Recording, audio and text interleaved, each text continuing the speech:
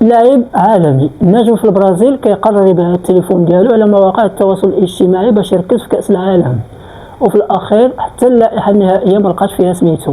هادشي كامل وقع لريتشارليسون، والقصه دارت ضجه كبيره في البرازيل وفي العالم كامل. قبل شهر تقريبا خرج المهاجم البرازيلي ريتشارليسون بتصريح غريب شويه.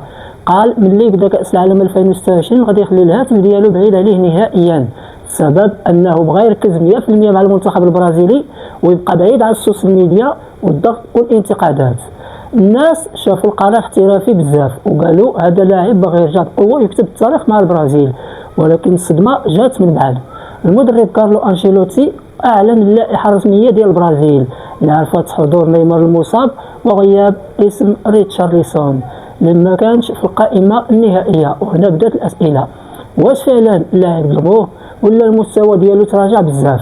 الصراحه ريتشارليسون داز من فتره صعيبه بزاف، الاصابات لحقاتو والمستوى ديالو مع النادي مبقاش كيف ما كان، وزيد عليها الضغط النفسي والانتقادات القويه من الجماهير والصحافه البرازيليه والانجليزيه.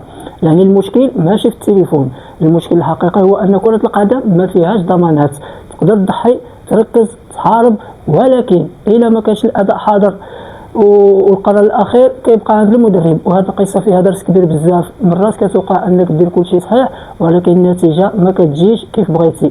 الحياه ماشي عادله ديما، ولكن الحقيقه هو انك تبقى واقف وتحاول من جديد.